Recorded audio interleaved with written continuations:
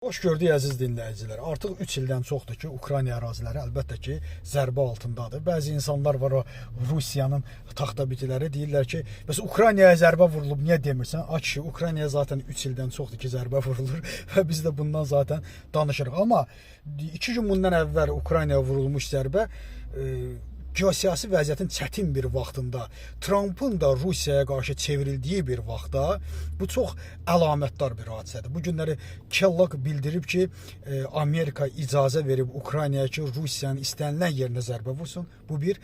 İkinci bir məsələ isə bilirsiniz ki, Tomahawk raketləri ki vardı, onların verilməsi məsələsi də gündəmə gəlmişim. Mən düşünürəm ki, Rusiyanın bu formada zərbə endirməsi gətirib ona çıxardacaq ki, Ukrayna istədiyi raketləri də Amerikadan alsın, istədiyi tədarükləri də görsün.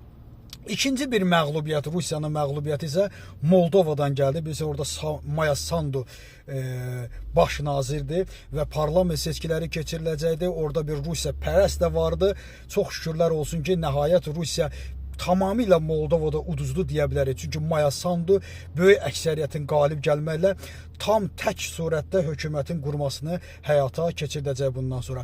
Yavaş-yavaş MDB ölkələrindən məğlub olan Rusiya cəhənnəm olub getməlidir. İnşallah bir gün o gün gələr ki, Azərbaycanda da Avrointeqrasiyaya qədəm qoyarıq və Rusiyanın bütün tör-töküntülərini bu ölkədən və Rusiyanın təsir obyektləri bu ölkədən qırılıb kənara atılır. Təşəkkür edirəm diqqətinizə görə.